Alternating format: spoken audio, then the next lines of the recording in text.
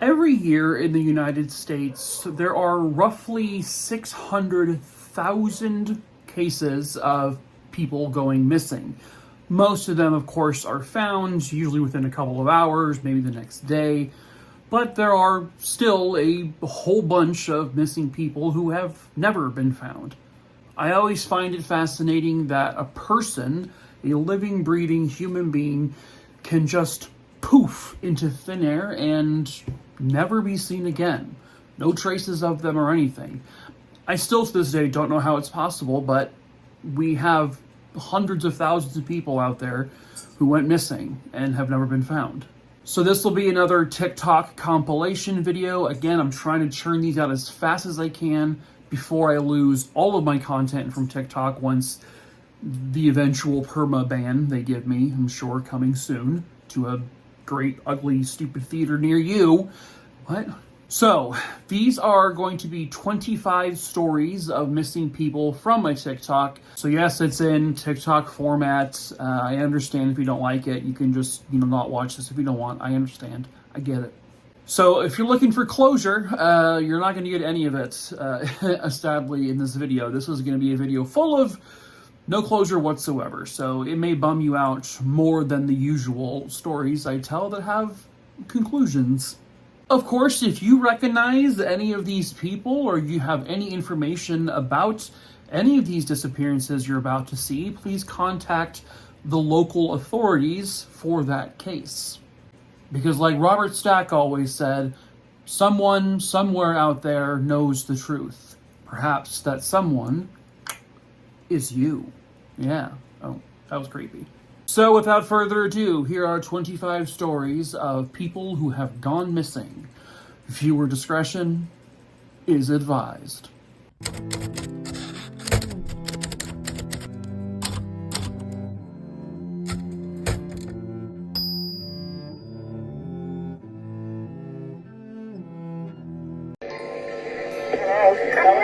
I'm Anthonette Cayedito. Okay, whereabouts in Albuquerque? Hello? Anthonette, where are you? Hello, true crimerers. This is the case of Anthonette Cayedito. Viewer discretion is advised. Anthonette was born on Christmas Day, 1976, in Gallup, New Mexico. Her mother, Penny, was of the Navajo Nation, and her father was Hispanic. But her parents had already separated when she was at a pretty young age. Anthonette was described as a very young caregiver. She cooked meals for the family. She ironed their clothes. For as young as she was considered someone who was very empathetic. She had this care for others that you don't even see in most adults. By April 6, 1986, she was 9 years old. She was in the 4th grade, and she went to Lincoln Elementary School. On the night of April 6, 1986, Penny had gone out with some friends. She got home sometime around midnight when she dismissed the babysitter, and she let her girls stay up a little bit later than usual. Anthonette and her sisters, Wendy and Sadie, were allowed to stay up till about 3 a.m. That's when Penny went to bed. And sometime shortly after 3:30 in the morning, there was a very soft knock on the front door. Penny was fast asleep, and Anthonette decided to open the door. Wendy was also still awake, and when Anthonette opened it, she heard an older man say, "It's Uncle Joe." And then Wendy saw that man snatch Anthonette and run out to a van that was parked outside. Wendy did not recognize the man. Now, simply by coincidence, they actually happened to have an Uncle Joe. He was questioned, and police very quickly ruled him out. The person saying Joe just said so by absolute coincidence, unless the person knew the family. Wendy said that Anthonette was screaming, "Let me go, let me go, let me go," but that's all that she was really able to tell police. The search immediately began for Anthonette, and about a year later, 911 got a phone call. The call I played at the beginning of this video. Penny swears up and down that that is definitely the voice of Anthonette, but she does not recognize the man's voice. Nothing ever came of this call, though.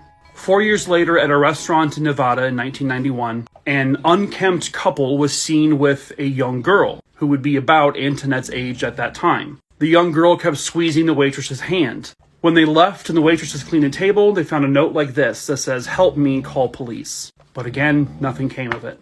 There are theories abound, possible human trafficking, random kidnapping, but she's never been found. No arrest made. What happened?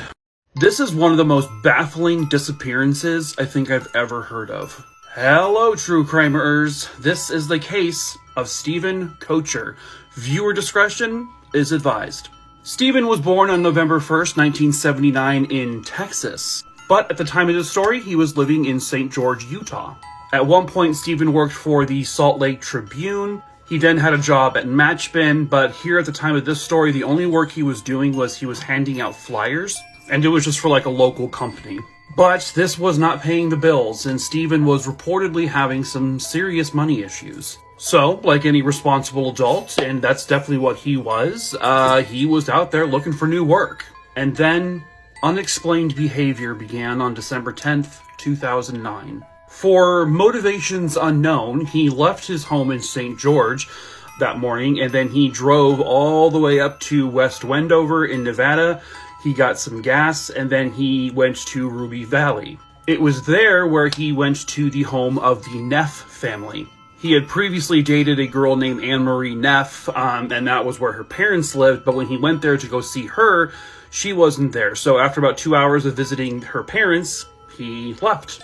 Which, by the way, he gave no one any heads up he was doing that.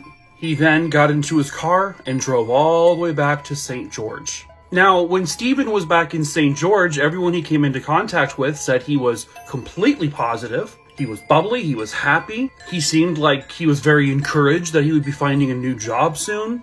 But he also told no one of his very random trip. Then on December 12th, 2009, he gets back into his car, and then he once again drives back to Nevada. His cell phone pinged off a tower in Overton. They also tracked his debit card being used at a convenience store in Mesquite. He then went into a Kmart and bought a baby bib and some cookies, reportedly for his brother who just had a new baby. This is some retirement housing in the Anthem community near Henderson, Nevada. For some unknown reason, Stephen drove into this neighborhood, parked his car here at the end of this cul-de-sac, was then seen on CCTV footage walking away from his car, and this is now on December 13th, 2009, at approximately noon. It's really hard to see, but right here you can see him in the reflection on this vehicle, and then he's never seen again. A couple of days later, his vehicle was reported being left behind. He still had the baby gift in there. There was like papers in there that indicated he was definitely looking for jobs. His cell phone traveled up this direction, and it last pinged near Whitney Ranch, and then it was done. It was gone. Stephen had no enemies. He was not depressed. He was in great spirits, but he has just vanished off the face of the earth. I wanted to provide some of the theories about the very strange disappearance of Stephen Koecher. So there is a quote from one of Stephen's family members, and it goes, quote, "We've considered every possibility, but each possibility has a contradiction. Is it plausible that someone is walking down the street and then suddenly they vanished? All clues are consistent with that, but that's not possible." End quote. Because that is literally exactly what happened. This is it. This is the last known image of Stephen Koecher, and then gone. He has never been seen by anyone. There has been no indication of his whereabouts. There's been zero indications of foul play, so police are in that weird bubble of, well, foul play is possible, but we have no proof of it. But we also have no proof that foul play wasn't involved.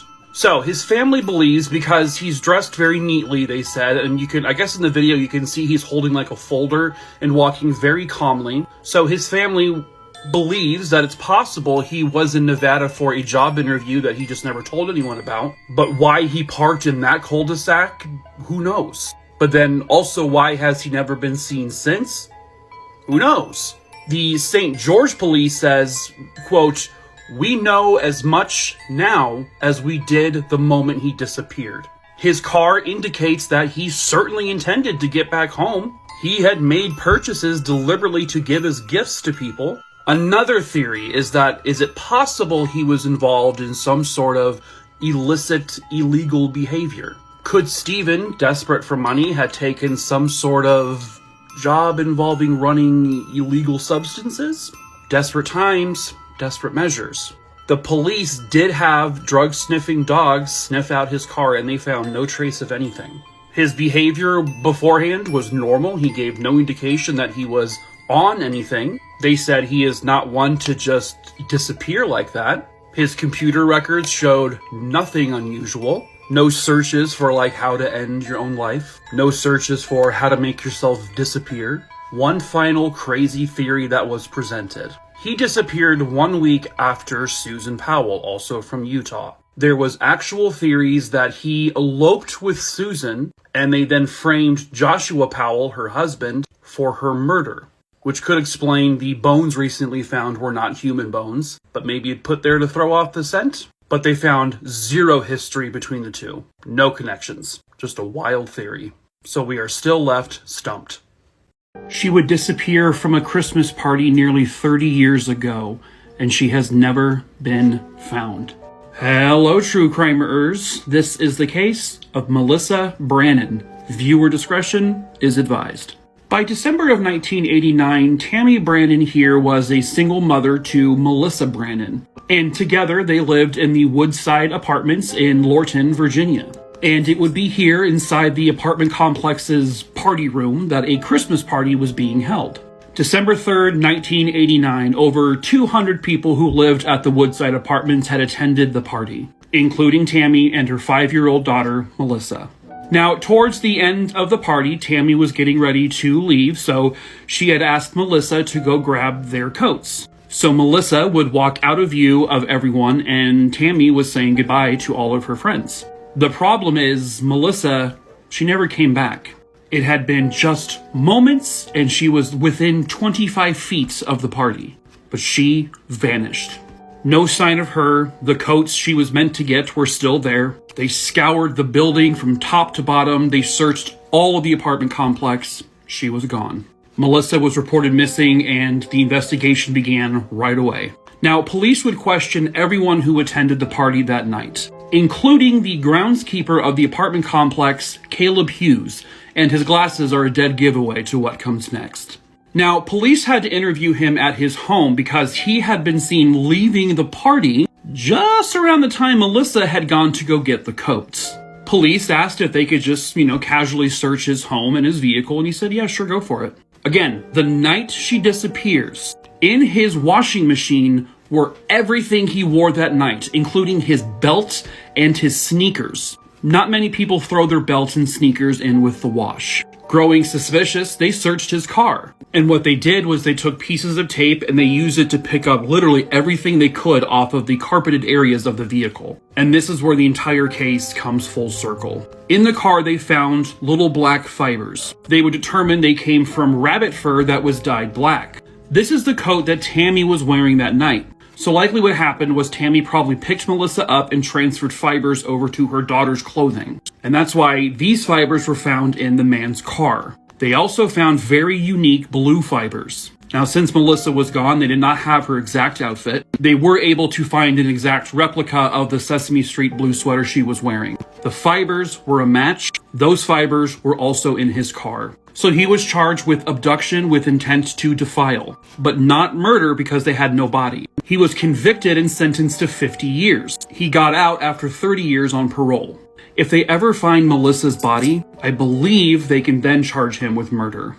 A young man would vanish into the night after an evening of fun and partying. Hello, true crimerers. This is the case of Damien Nettles. Viewer discretion is advised. Damien was born on June 21st, 1980 in Singapore, but he was primarily raised in Cowes on the Isle of Wight in England. On November 2nd, 1996, at the age of 16, he would go out with a friend named Chris to go to some parties. Damien and Chris get to the party sometime around 7:10. The both of them are seen leaving the party together sometime around 9:15 p.m. At 9:45 p.m., they are caught on CCTV camera, this is a recreation by the way, on a ferry back to West Cowes. Around 10 o'clock, Damien is seen entering a shop called Yorkie's. This is actual footage from their CCTV camera.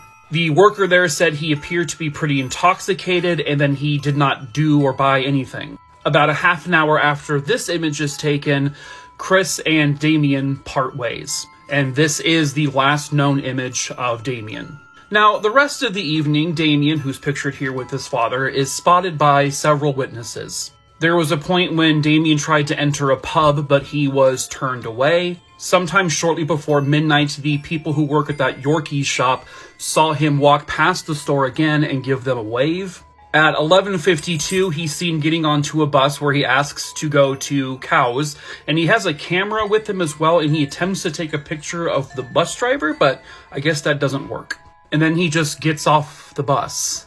Another witness sees Damien somewhere around this area, like by a bus stop, where he approaches them and says, "They are watching us." But the witness had no idea what that meant. The witness did say he appeared to be drunk. Now, the last known image that was taken of Damien happened at around 12:06 a.m., but this image has since been lost by the police. And it showed him walking down Cows High Street. But then after that, he just vanishes. When Damien was reported missing, police initially said, oh, he probably just fell into the water and he drowned and he died. They searched for a body in that area, but nothing ever came up. Damien's family is adamant that the police just did not pull their weight when it came to this disappearance. As a matter of fact, they lost several pieces of evidence and several still images from CCTV footage of Damien that night. His own family did a lot of investigating on their own, just to try to find him. Rumors were abound, especially one about Nick McNamara, a known drug dealer in the area, suggesting that maybe Damien owed him money for drugs. Maybe this was a drug deal gone wrong. Someone claims they saw someone who looked like Damien being lifted up against a wall, but to this day, Damien has never been found, and he hasn't been seen since. Hello, true crimerers. This is the case of Raylene Susan Helsley. Viewer discretion is advised. Welcome to the little city of Ruston, Louisiana. Population just a little under 20,000. And living there with her family was 12-year-old Raylene. She was born on October 19th, 1971. She had a sister named Candace, and at the time of the story, they were both living with their father in a trailer. On January 5th, 1983, Raylene, she would go missing. Her father claims that he left the house for about an hour that day. Raylene was laying on the couch. When he got back, she was gone. There was, of course, an active search for her, but they came up with nothing. Now, police would talk to her 8-year-old sister, Candace, about what she had seen the day she went missing. And what she witnessed was very brutal. Candace would tell police that she witnessed her father take a piece of PVC pipe and repeatedly struck Raylene with it. He then grabbed a 14-inch pipe wrench and began to beat her with that one as well until it broke. Yeah, he beat her so badly with it that this broke. Imagine that kind of anger. Imagine that kind of evil and being powerless to stop it. Candace then said she saw her sister lying on the couch and she wasn't moving. And then the next thing she knows, she's gone. To this very day, the body of Raylene has never been discovered. In the off chance that Raylene may still be alive, this is roughly what she would look like today. She would be about 51 years old. But based on what Candace said, I would find it highly doubtful that she was out there. There was a woman who did send a letter that said that she was Raylene, that she had managed to run away, but that person has never physically come forward and they've never been identified. So it could very easily just be a scam or a joke. Raylene's father, Raymond Helsley, was arrested. He was given a polygraph test twice. He failed miserably both times. Police found the PVC pipe and the broken wrench, and there was blood on it. At the time, they were never able to actually confirm whose blood it was. The only thing police could charge him with, since they did not have a body, and not enough blood to prove what Candace said actually happened, he was charged with cruelty to a juvenile, and he was sentenced to just 10 years in prison, which he served and has since been released. But where Raylene is and what exactly happened to her that day, will likely be a mystery forever. Just moments after this photo was taken, this young boy would vanish forever. Hello, true crimerers. This is the case of William Tyrrell. Viewer discretion is advised. William was a 3-year-old boy living with his foster parents in Sydney, Australia. He was removed out of the custody of his biological parents when he was a baby for unreleased reasons. On September 11th, 2014, William and his sister and his foster parents would travel from Sydney to Kendal in New South Wales, Australia, to visit his foster grandmother at this home. At 9:30 a.m. that day, William's foster father would leave the house to go do some errands. This was verified by tracking his cell phone. At 9:37 a.m., this very photo of William is taken. You can't see it, but he is barefoot in this photo. That'll serve some importance later. Around 10 a.m., William's foster mother, whose identity cannot be revealed for legal reasons, she claims that William was on the back veranda playing Tiger, while her and her mother were on the veranda with him drinking tea. Just a few minutes after 10 a.m., they go back in the house and William is still outside, allegedly. The foster mother says that she heard William do his tiger roar and then silence. Nothing. Sometime between 10:05 and 10:20 a.m., it's not too specific, William vanished. Just completely poofed into thin air. Shortly after 10:30 a.m., the foster mother gets a text message from the father saying he's on his way home. Apparently, though, the mother didn't check the text at that time. By 10:57 a.m., the father is finally back home, and he, the mother, and the grandmother begin searching for William again. They come up with nothing, so they contact the police. By 11:06 a.m., they are there and they are involved in now searching for the boy. The search includes scent dogs, cadaver dogs. They comb through the entire bush near the area. They look everywhere. No stone is left unturned. This goes on for days. Nothing. Little 3-year-old William is gone. Police investigate tips about these 2 cars here that were seen parked outside the house that same morning. These are artist renderings, by the way. But they come up with nothing. They investigate several sex offenders and known pedophiles in the area. But again, these lead to nothing. For 7 years, police believed he was abducted. And to this day, as of right now, no one has ever found him. But as of November 2021, they received tips that brought them back to the very house he disappeared from. Now, the foster mother told police that William was definitely wearing shoes, even though he's photographed with none. She said it was because of dog poop. Police found out their dog was actually already dead at that time. But why lie? Police revealed they now believe they're looking for a body, thinking he may have been pushed off of or fell off the balcony. They're also examining their car now, so stay tuned. So I have been getting asked a lot, are there any updates on the William Tyrrell case from Australia? Now, any updates of true significance? Unfortunately, no. However, there are a few new things that have come to light that I can tell you about. First and foremost, William's foster parents have recently been charged with child abuse. Each parent is actually being charged formally with 1 count of common assault on one of the other children in their home. That alleged assault happened sometime this year. Now, that does add some suspicion and some weight to the William Tyrrell disappearance, because certainly if they're capable of abusing, assaulting, whatever you want to say, another child, they were certainly capable of doing the same thing with William. But again, that statement is really just speculation. Now, there was a somewhat breaking piece of information on the case earlier today. Police have begun digging up and they're excavating an old riding school. As a matter of fact, William's foster mother did drive to this very school on the day that William disappeared. The school is no longer in service, but it was a school for disabled children. The mother says that while she was driving around looking for William, she pulled up to this school and stopped for a moment just to peek around to make sure he wasn't there. Then she said she wanted to make sure another car could pass. So she kind of lingered in this area for a short amount of time. There was apparently witness statement that said that they saw her throwing something out of her car window that very day.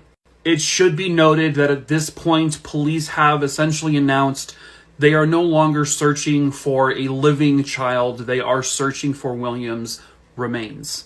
The police believe that if they are persistent with the dig at this old school, they are confident they will find William's remains there. They have found 13 unusual items that they have sent in to be tested forensically. They also said on the day the foster mother walked the police through what she did the day he disappeared, she seemed pretty confident and pretty adamant that there was no way William could have gone as far as the school. Almost in a way to possibly turn the police away from the school. Who knows? Again, this is just purely speculation at this point, but it does seem kind of likely that the foster parents were either involved in an accidental killing or he accidentally died. And just given the foster situation, they decided to dispose of the body, fearing a harsh punishment. But again, speculation. When I know more, I'll let you know. So I was going through my videos and I wanted to see if there were any updates on the missing William Tyrrell. So first and foremost, I did notice there were rumors that skeletal remains have been found or they found William's body, but none of that's actually true. He has not been found. Now, it is believed that unfortunately William is likely dead, but you do have that little bit of hope. Now, usually you can cling to the parents of the child, but in this case, you can't do that. So he was adopted into a foster family. And if you see my original video, the foster parents are mad suspicious, as was his adopted grandmother, who has since passed away. So the few updates I do have, and by the way, their identities are being kept private, but this is his foster father. In March of 2022, he was officially charged with providing false information and misleading information to police with regards to the disappearance of William. The information that he and his wife gave would imply that William was kidnapped. But it's looking more and more along the lines of, no, he was probably killed by his own family. Well, adopted family. The father had a lot of suspicious behavior that day, especially driving to and from places. Now, blurry-faced mom here as well, she was just charged this week with, again, providing misleading information and misleading evidence about the disappearance of William. Both foster parents back in November of 2021 were also charged with assault with regards to another foster child of theirs.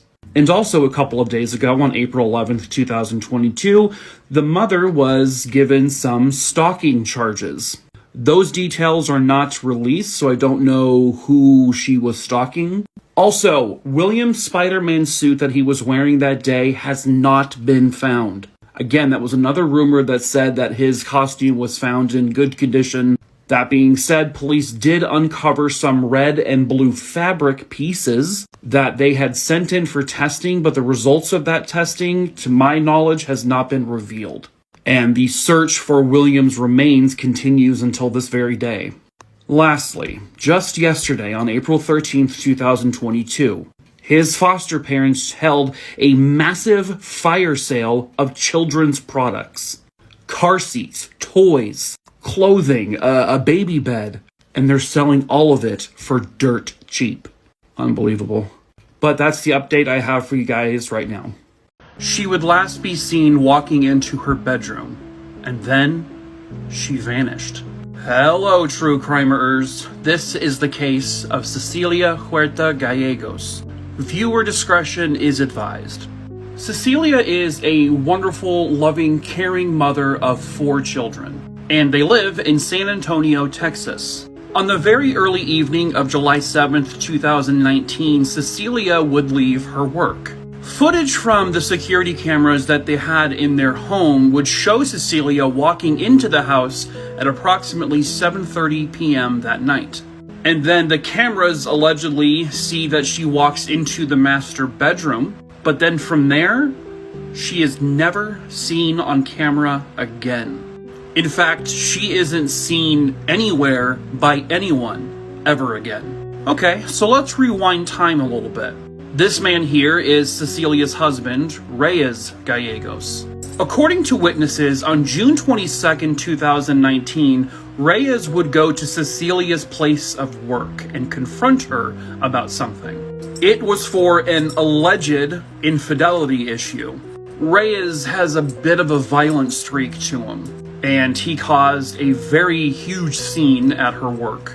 And allegedly, according to court documents, he punched one of her co-workers. Okay, so now let's go back to July 7th, 2019. Cecilia enters the home at 7:30 p.m., enters her bedroom, and then her children, who were also there, claimed that they heard her screaming from the bedroom. Reyes would claim that she attacked him with a knife. In fact, when this investigation began, he showed police that he had scratches on his face. He said that she scratched his face with her nails, and then she left the house to walk around the neighborhood. But again, Cecilia is not caught on camera ever leaving the house, and witnesses and family in the neighborhood said they never saw her walking around the neighborhood.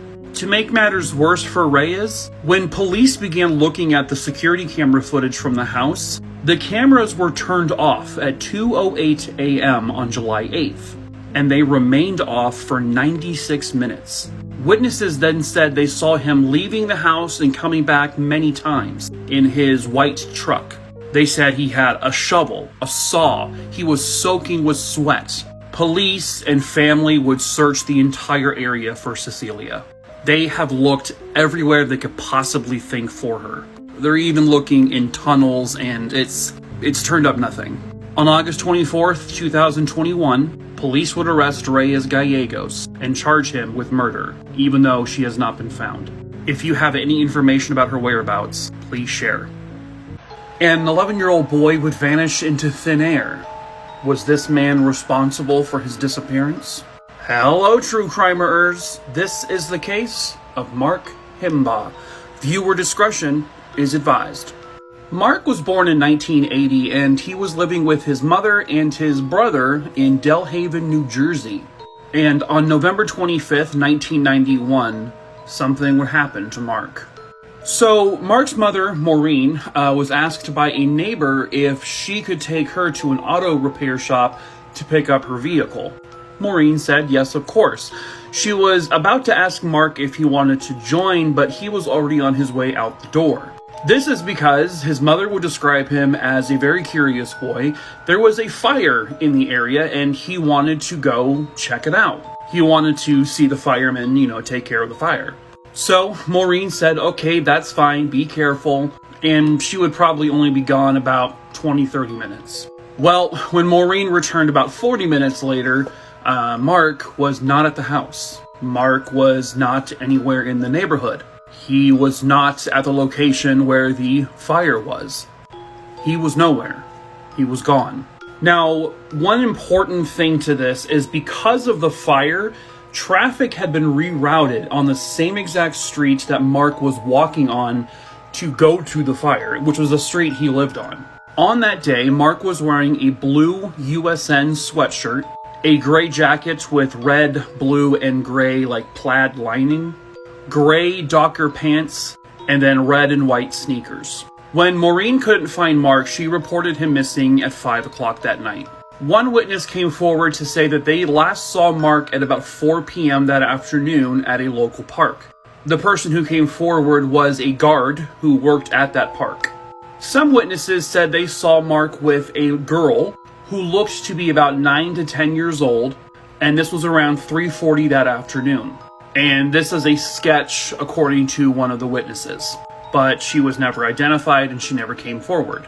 Shortly after that, witnesses said they also saw Mark near a man who looks like this, actually two men, but this is the man that they were able to describe.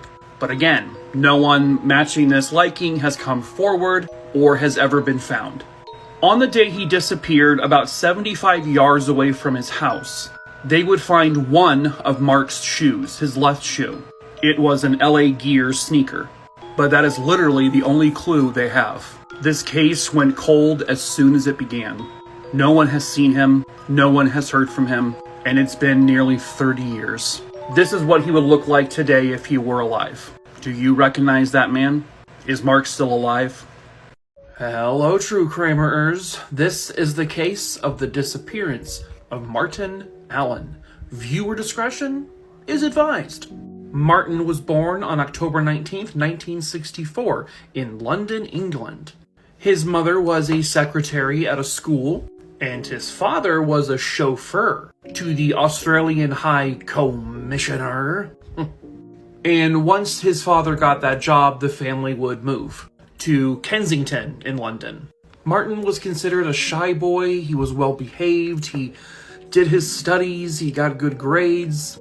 He wasn't a child that caused any trouble. He never ran away from home. But on November 5th, 1979, he would go missing.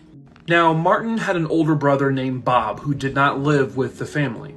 Bob lived near Holloway Road, and Martin was planning to go visit him that day. When school let out that day, he went to the London Underground and took a tube. There were witnesses who said they saw Martin inside the train station. One of Martin's brothers said that he saw Martin come home around 5 p.m. that day and then took off. Martin's plan was to go home and get a little bit of money and then go back to the London Underground to then travel to his brother's house. But Martin, he never made it to Bob's. When Martin didn't come home that night, his parents just thought, okay, he's probably just staying the night at Bob's. You know, it's late, so he probably just fell asleep. But then they still hadn't heard from him. So they called Bob the next day, and Bob said, Martin hasn't even gotten here. He never got here. So his parents would immediately report him missing. At the time, Martin was only a 15-year-old boy. There's no reason for him to have just gone and vanished. Several weeks after Martin disappeared, some witnesses would come forward to say they think they saw Martin with a man in the London Underground.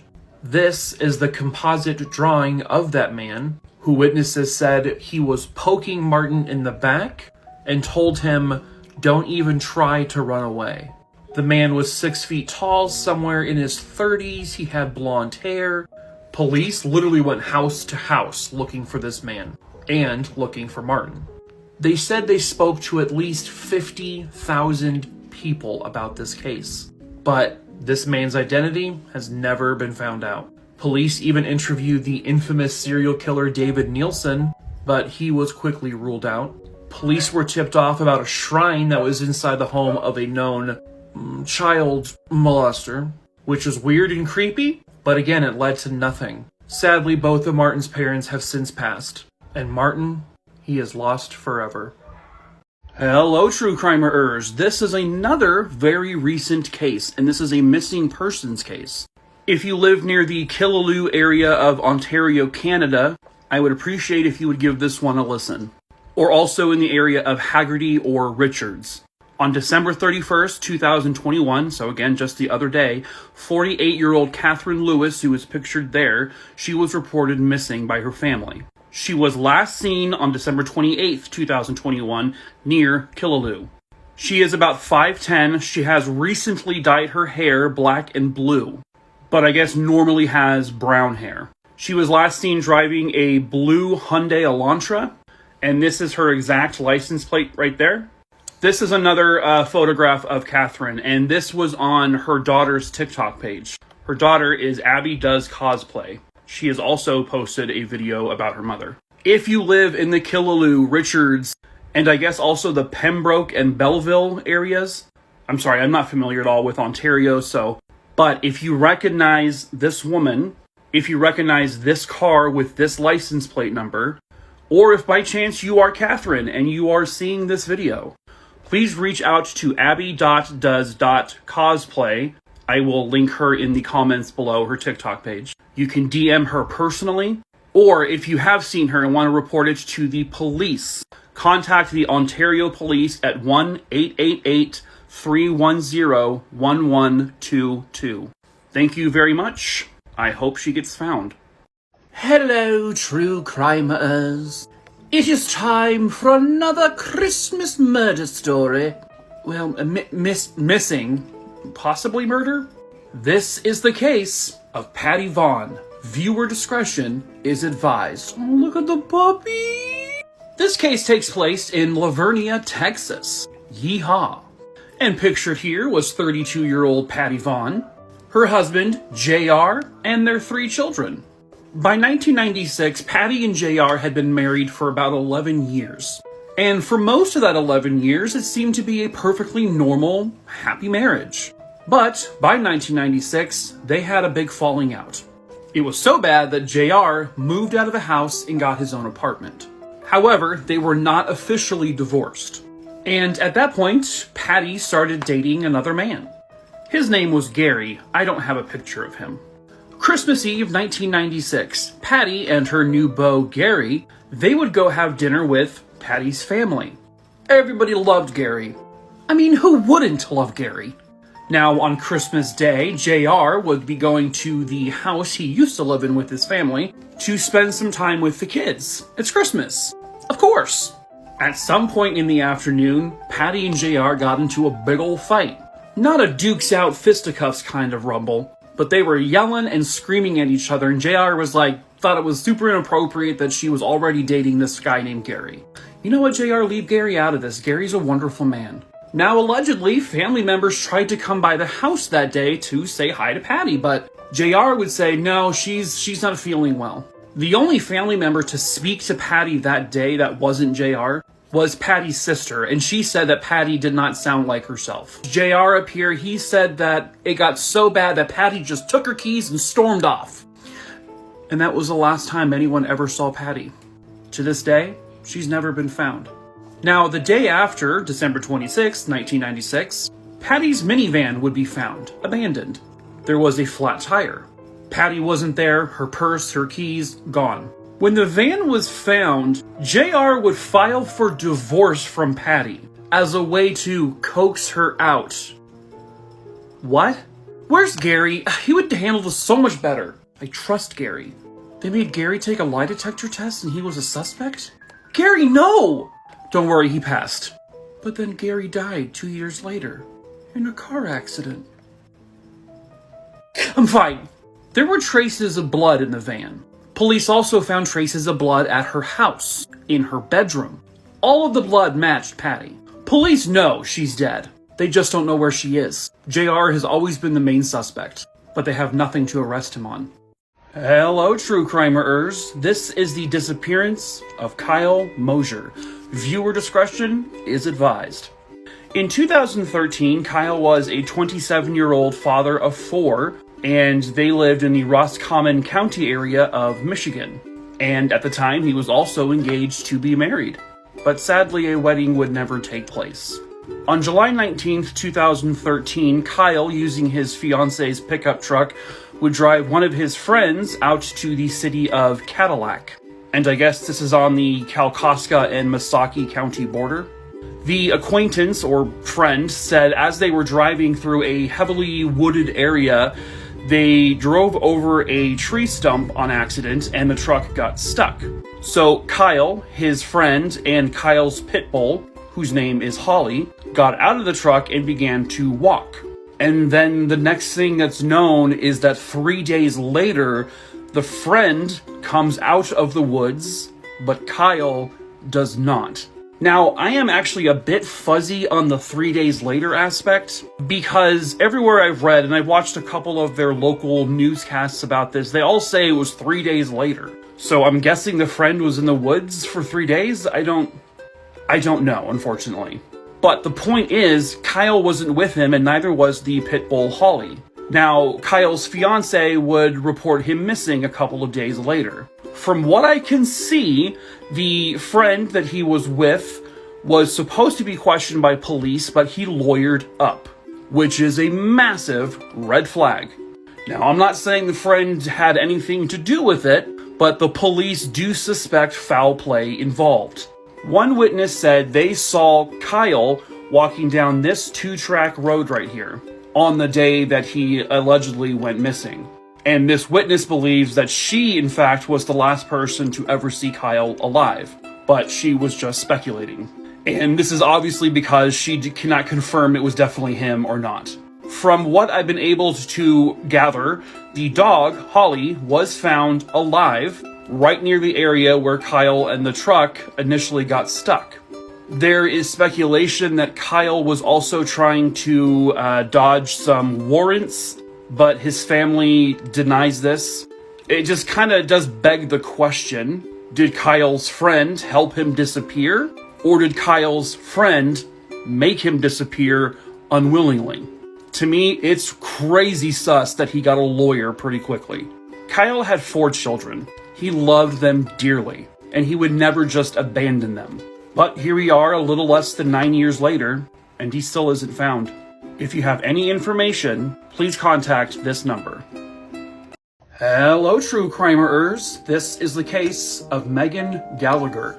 Viewer discretion is advised. Megan was a 30-year-old mother living in Saskatoon, which is in Saskatchewan, Canada. But on September 20th, 2020, Megan would vanish, and she has not been seen since. Megan's father said the last time he saw her was on September 18th, 2020, as she was sitting on the lawn playing with her puppy. He said everything was going great in her life. She was working as a cook in the hospitality industry. However, at the time, she was on a temporary layoff due to the COVID-19 pandemic. But he said that she was absolutely excited to get back to work. He said, and I quote, "She had finally found what I believe to be her spot in life." This is the last known image of Megan, which was taken at a Circle K. And it was taken approximately around 6 o'clock in the morning on September 20th, 2020. This particular Circle K was on the 3700 block of Diefenbaker Drive. She was wearing a black Cabela's hoodie, black pants, and a light blue t-shirt underneath her hoodie. She has several tattoos, including an owl that's actually a partial sleeve from her elbow to her shoulder. She has a crossbow tattoo behind her ear, a rainbow-colored feather tattoo on her ankle, the names Jake and Adam are tattooed beneath her arm, and the number 13 tattooed on one of her hands. But no one has seen her since that footage was taken. She had no reason to disappear on her own. She had never gone off like this. She especially wouldn't leave her children behind. To make matters more suspicious, police released an audio call where 2 people from her phone called a cab company to pick them up. Family have confirmed the female voice is not Megan. And let me play it for you right now. Thank you for calling right. Hi, can you get me right to... Where? Right here? Yeah. Weldon? We're walking. We're walking on Weldon. Wilton Avenue. Okay, I'll turn it up. Okay, thank you. That call was taken again the day after she went missing, and again, the voice of the female is not Megan. And there's also the voice of an unknown male in the background. Police have since not located the phone. Now, while no body has been discovered, police are no longer investigating this as a missing persons case. As of January 2021, they are now investigating this case as a homicide. If you have any information, contact one of these 2 phone numbers, please. One of them is a family contact, one of them is the Saskatoon Police. They want anything. If you know something, you can report it anonymously. If she is gone, the family deserves to know. So ease their suffering, and hopefully she will be found. An American woman in Ireland would vanish. Will she ever be found? Hello, true crimerers. This is the case of Annie McCarrick. Viewer discretion, it's advised.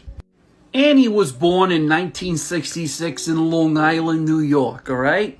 And by 1987, she was moved to Ireland, Dublin to be specific. She lived in this apartment building in Dublin. But on March 26th, 1993, she would vanish. Annie was seen on CCTV withdrawing money from a bank. She was confirmed to have gone shopping and then returned back to her apartment at around 3 o'clock. Roughly 3:40 p.m. that same day, she is seen on a bus very similar to this. This was a bus that she took in Ranelagh, and then it was allegedly going to Enniskerry. And then this is where it gets kind of foggy. According to a bouncer at a local pub called Johnny Fox's Pub, he said he saw Annie enter the building sometime around 8 p.m. And she allegedly entered the building with a man. Fucking Christ.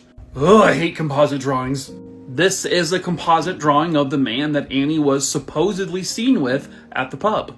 There were no witnesses that saw Annie or this man ever leave the pub, and whoever this may have been has never come forward. But the issue is no one can truly confirm that Annie was in that pub. In fact, no one could really claim to have definitely for sure seen her after the 3:40 p.m. bus ride. Now, Annie's plan that day was to go to the Wicklow Mountains, so Annie would be reported missing. And when that happened, they did search the Wicklow Mountains, and they came up with nothing. They found no evidence that she was there. There's also this, what they call the Irish Triangle. Between 1993, starting with Annie, and 1998, 7 women would go missing. None of these women have ever been found. But no one knows if all of these women are even connected. And at the time of her disappearance, none of these women had even gone missing yet. This was all just sort of investigated after the fact many years later. They have dug up various places to see if they can recover a body, but nothing. They passed out flyers, they've searched for her everywhere, but nada. At one point, holy shit. Something, dark side. This is Larry Murphy, a serial killer and serial sexual assaulter who was arrested in 2000. He was considered a suspect, but he denied it, and they can't prove it. Her body's never been found, but she is presumed dead. And this is a conundrum. What happened to Annie? Due to a recent development, this is a missing persons case that may possibly never be solved. Hello, true crimerers. This is the case of Amanda Jones. Viewer discretion is advised. Amanda was a 26-year-old mother of a little girl named Hannah, and they were from Hillsboro, Montana. During Christmas time 2004, Amanda would go to a work holiday party where she would meet up with a man named Brian Westfall. No, this is not a scene from the game Minecraft. This is a picture of Brian Westfall. This is the literal best picture I can find of the man during the time the story happened. At any rate, at that holiday party, Amanda met up with Brian Westfall and they had a hookup. You know, that night they slept together. And that was it. That was the extent of whatever that was. No relationship started from it. It was just a one-night thing. But it is a moment that may have possibly cost Amanda her life. Just a couple of months later, in February 2005, Amanda and her little girl, Hannah, would meet Brian at the Hillsboro Community Civic Center. Amanda had a surprise. She was pregnant, and the baby had to have been Brian's. Hannah asked Brian, "Do you want to be a part of this baby's life?" Brian said no. In fact, he offered to pay for the abortion, but she was not having it. She told him, "You're not going to hurt my baby." Fast forward to August 2005, and Amanda is a week away from delivering her baby. At that time, she went to go see Brian Westfall one more time. She was supposed to meet him at the Hillsboro Community Center again. But Amanda has never been seen again. Her vehicle was found parked at the Community Civic Center, but Amanda was nowhere in sight.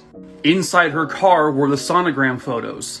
Police had a main suspect, Brian Westfall. She went there to meet him. He didn't want the baby, and then suddenly she goes missing. Now, Brian always denied being involved, and police had no physical evidence connecting anything to her disappearance because they've never found her body. There were no signs of foul play in her car, and you can't just arrest someone just because you think, maybe they did something. In 2019, police would excavate areas around the Community Civic Center to see if they could maybe find her remains. They never did. As recently as 2021, they put up electronic billboards offering a $20,000 reward. And then the one person who probably knows where she is, Brian Westfall, in 2021, died suddenly of natural causes. This was just weeks after Amanda's family filed a wrongful death lawsuit against him, which they can still move forward with. But where is Amanda? Hello, true crimerers. This is the case of Star Boomer. Viewer discretion is advised. Star Boomer was a 39-year-old woman living in Kansas City, Kansas, and she did have one young son. On the evening of February 23rd, 1999, about 2 blocks away from her home, she went to a local bar called Uncle Mike's. and she did so with one of her good friends and roommate, Carolyn Marshall. Now, a strange encounter happened at the bar while Carolyn was there with Star. Allegedly, some random man came up to Star Boomer, who was sitting on a bar stool, and just threw her off the stool. He didn't say a word to her, and there was no reason for him to have done this. Don't know what his motive was in doing such a thing.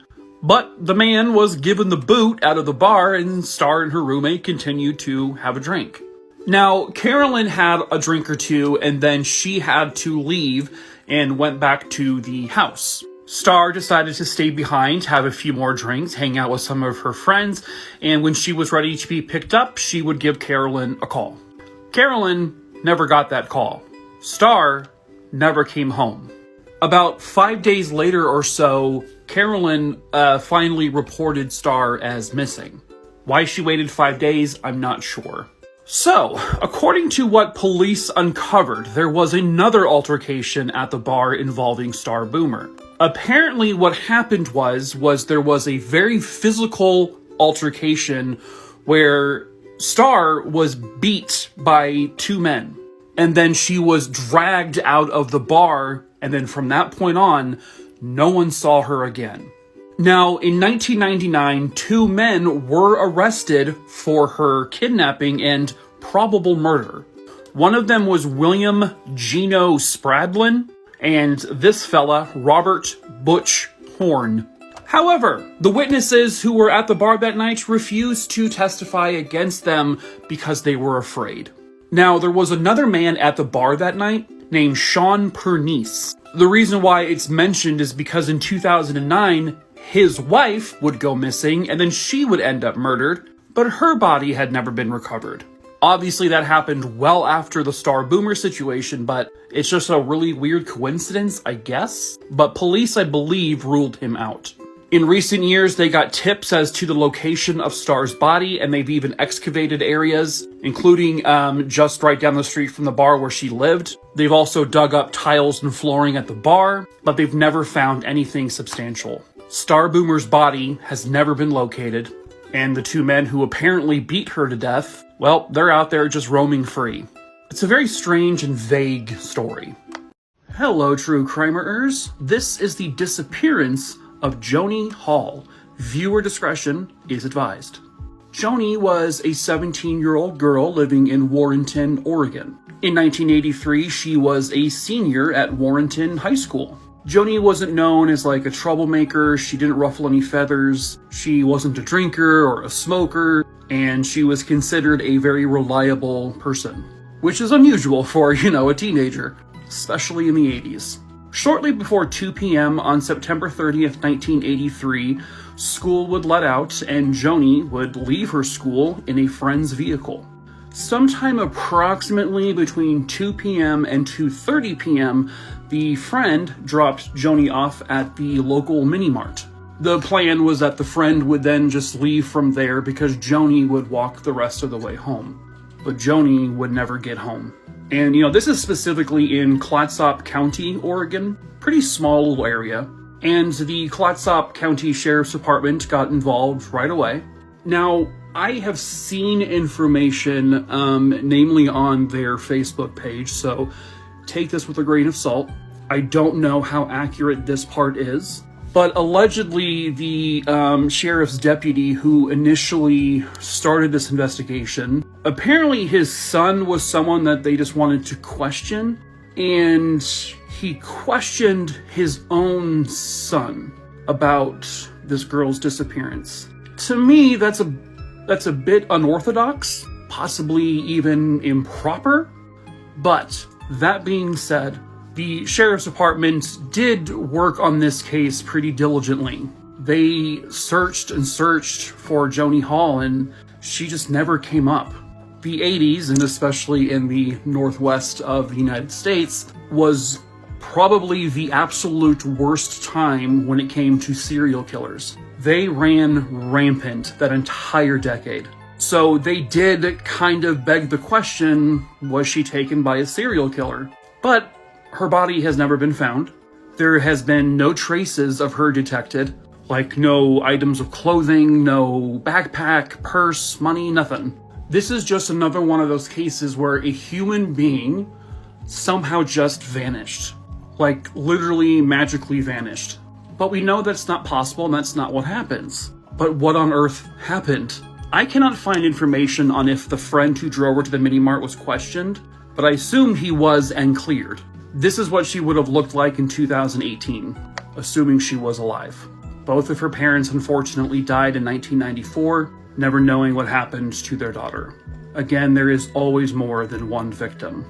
One minute she was there, tucking in her daughter for bed, and the next minute, she was gone. Hello, true crimerers. This is the case of Allyson Romedy. Viewer discretion is advised.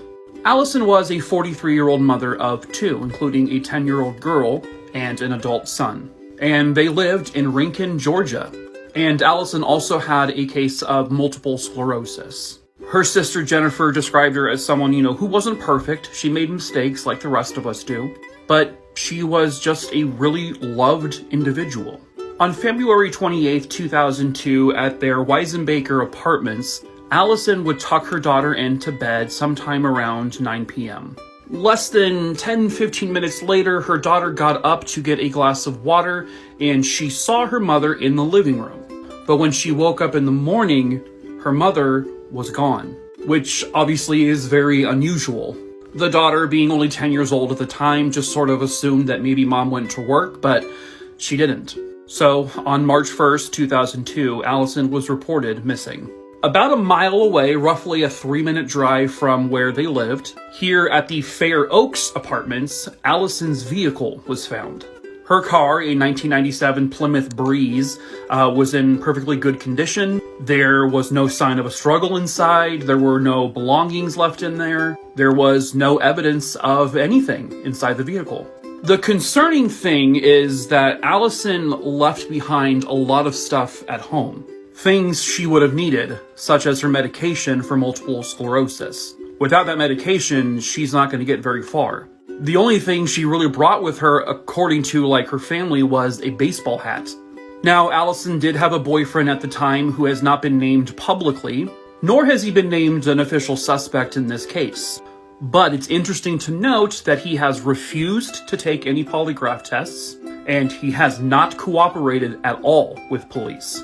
That, to me, is a bit of a red flag, but, Allyson's family believes that she is no longer with us. They believe she was killed, and probably by someone local.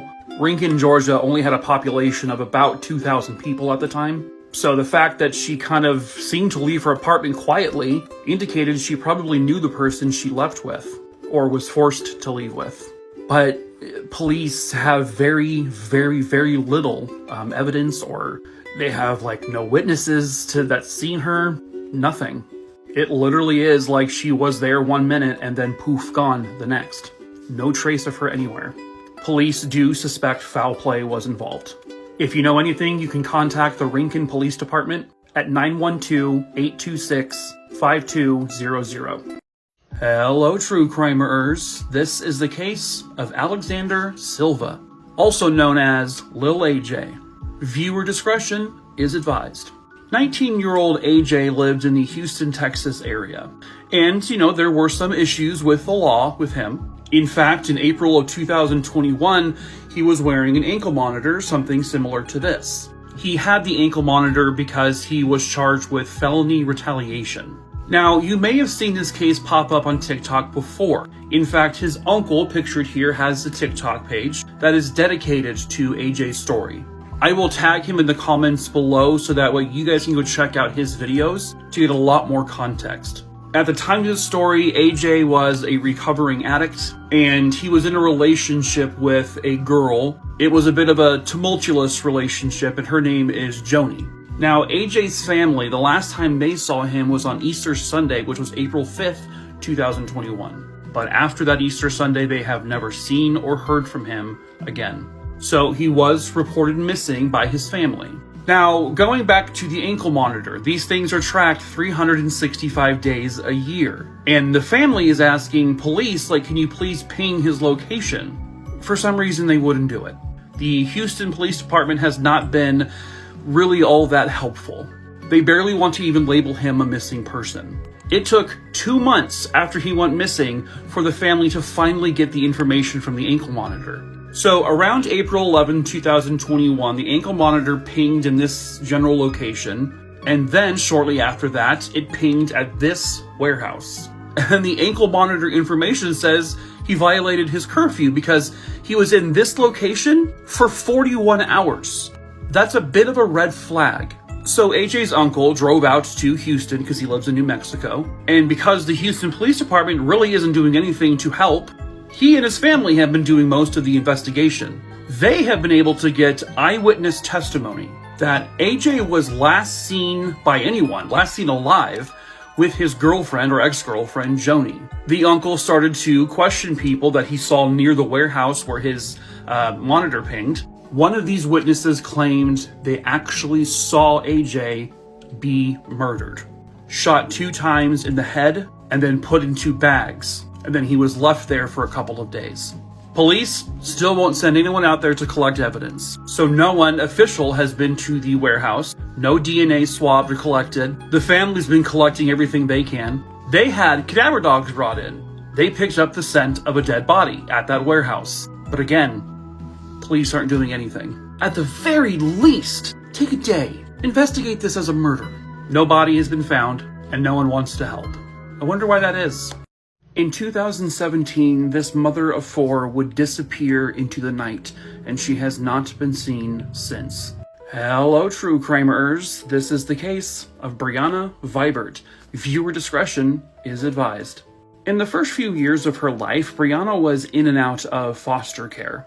But eventually, she would find her forever home. And that was with her adopted parent, Bobby Joe Stone, in Birch, Michigan. By July of 2017, at the age of 24, Brianna had 4 children. And she was living with her boyfriend at the time of this story.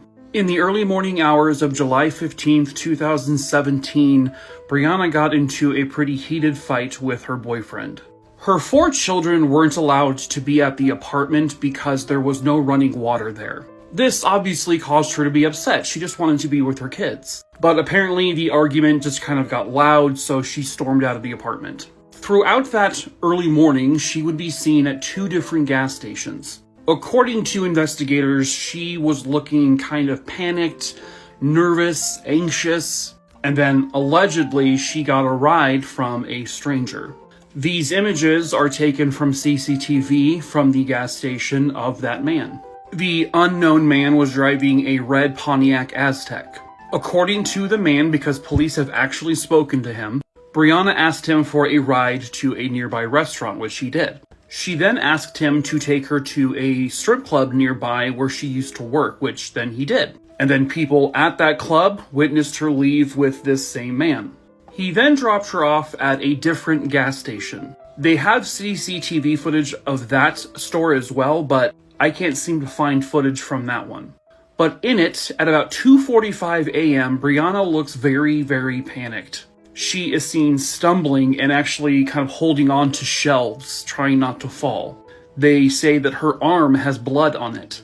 And then she was out in the parking lot, and then she vanished. A couple of days later, they would find Brianna's handbag in a ditch.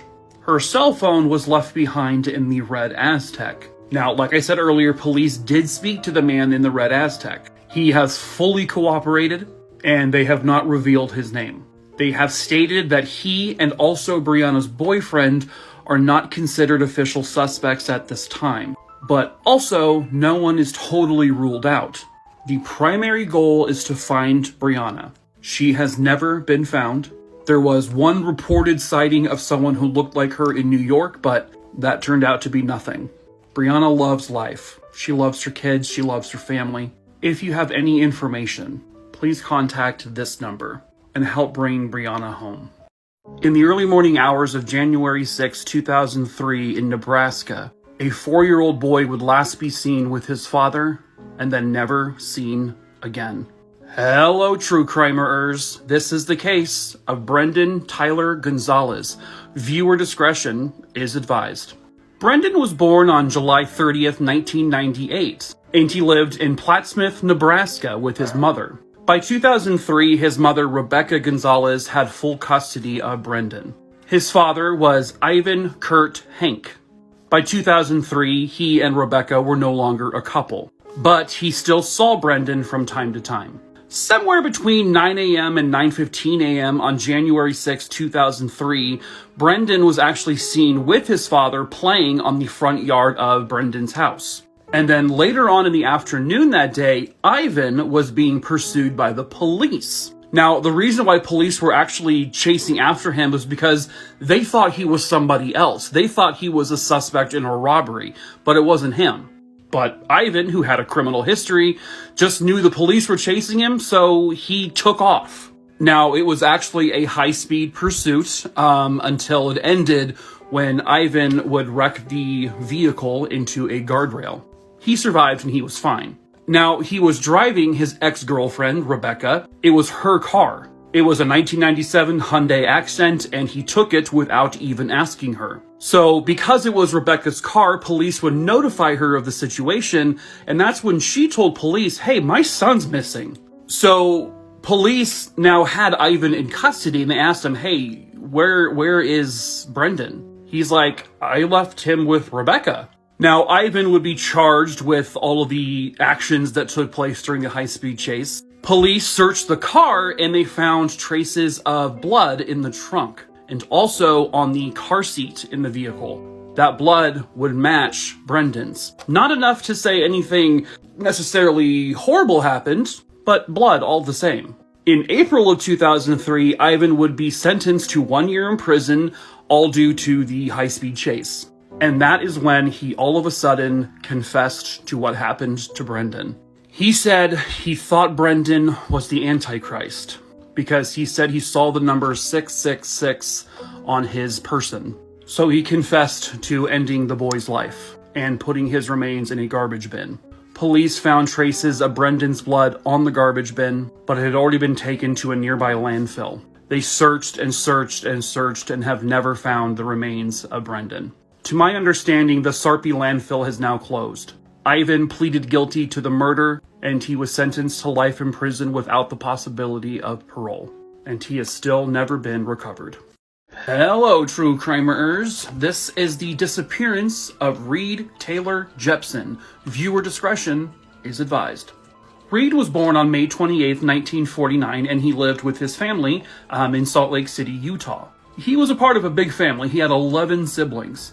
On the evening of October 12, 1964, when Reed was a 15-year-old, he and his family had just gotten home from church. He decided to take a walk so that he could get his 2 German short-haired pointers out for a walk as well. He absolutely loved training dogs, and he was good at it. One of them was a puppy, the other one was an adult. No, this is obviously not them. But Reed, he never came home. He went for a walk with his 2 dogs, and he was never seen again. The 2 dogs have also never been seen again.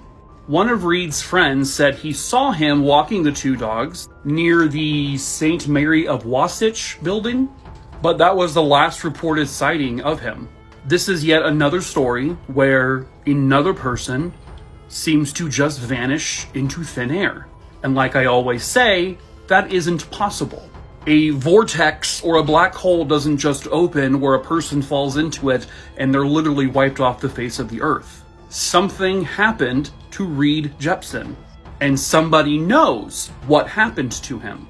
Now, he disappeared on October 12, 1964, but police, they really kind of stopped investigating around 1966 because they never found any clues. No tips, no leads, no trace of him or the dogs, leashes, nothing.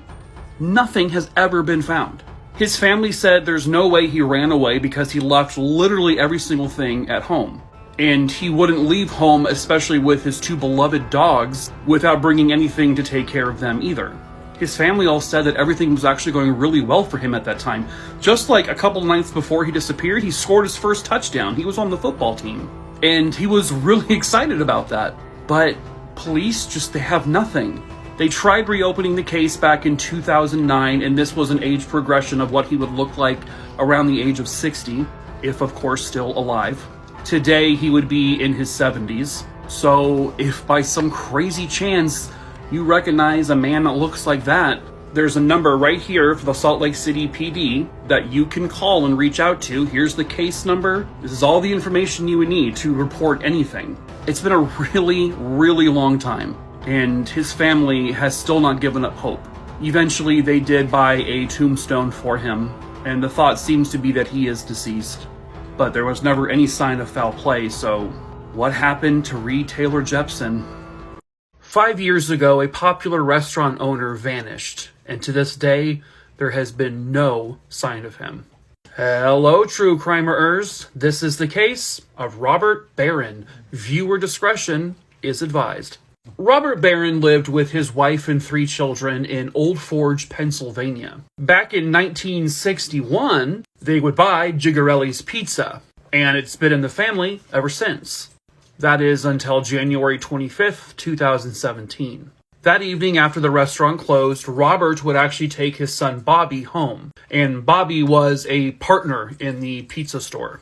He dropped him off sometime around 10:15 that evening, and then that was the last time anyone physically would see Robert Brannen. On the morning of January 26, 2017, Bobby tried calling his father. He tried texting his father, but he never got any response. Robert was supposed to be picking up Bobby early that morning to start the workday. But when he didn't, Bobby just sort of assumed that maybe his father was already at the restaurant because he liked to be there in the morning when the pizza dough delivery guy got there. There's also a little apartment above the restaurant, somewhere's up there in one of those windows, and Robert would sometimes sleep up there so that he could be awake in the morning for the delivery guy. But when no one can get a hold of him, Bobby would end up taking a cab to go back to the pizza place. When he got there, the delivery of pizza dough was sitting on the sidewalk, which was highly unusual.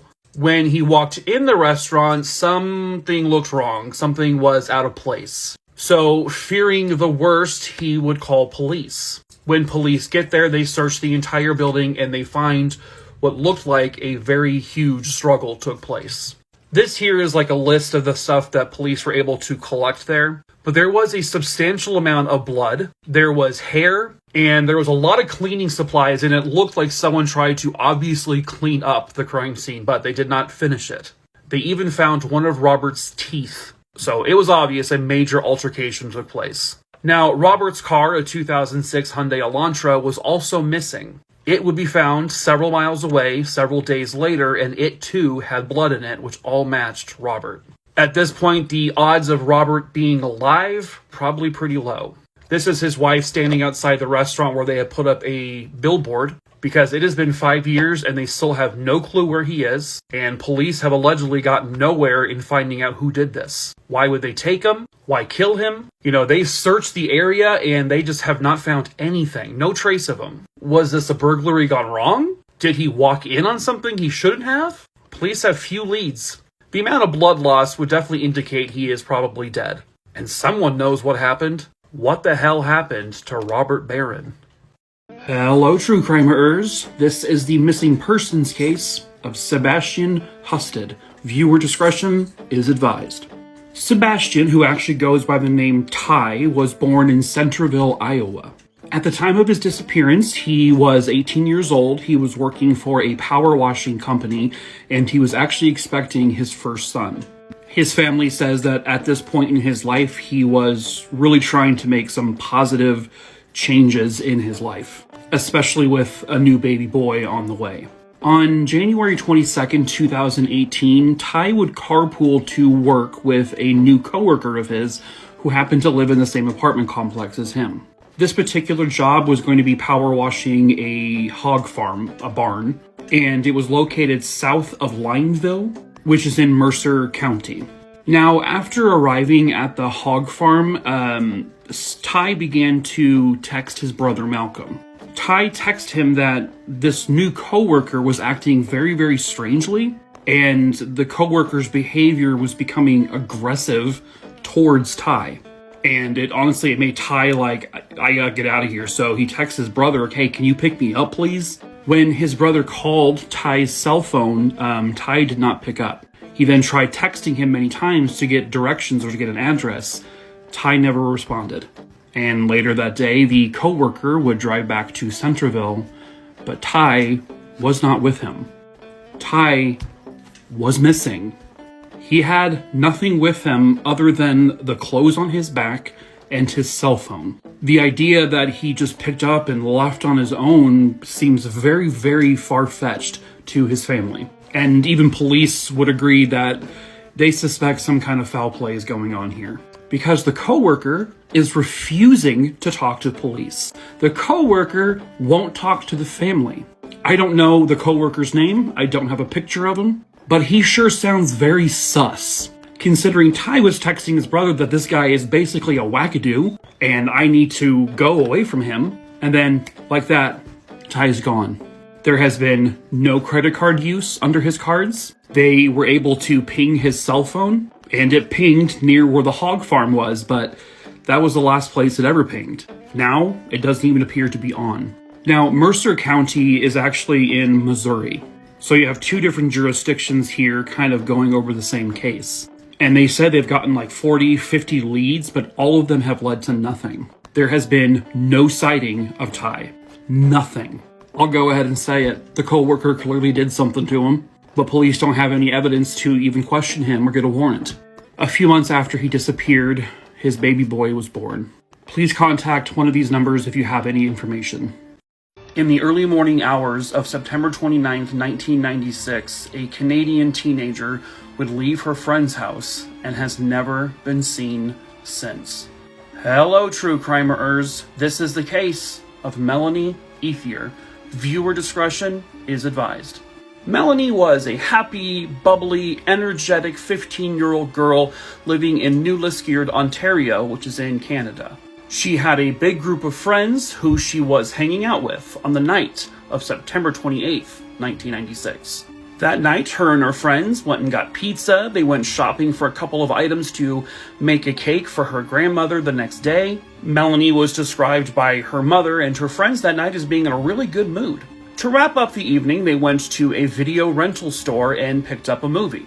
They went over to a friend's house and quietly watched the movie.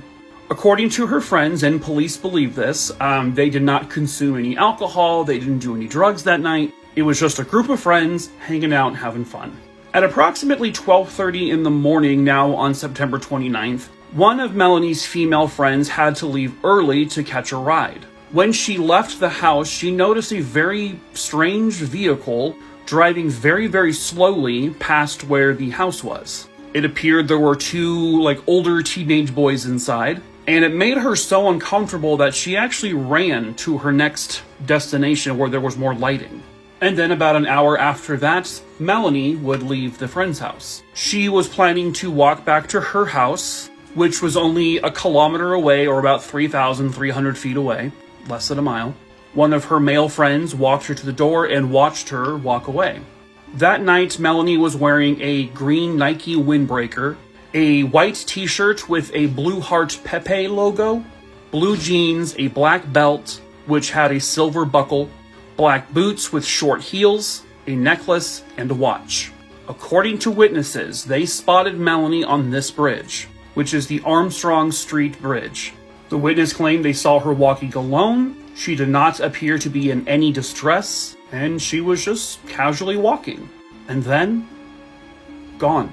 Less than a mile from her own home, it is almost as if she literally vanished into thin air. I know we say that a lot on true crime things, but there has been no sighting of her ever since. No leads, there's no evidence, no camera footage, none of her items have come up anywhere, and her mother has been fighting ever since to find out what happened to her. She believes, as do police, that Melanie is now deceased. There's no suspects. The friends were all cleared. The family was cleared. It's mind-boggling. Was she hit by a drunk driver? Who knows? What happened to Melanie?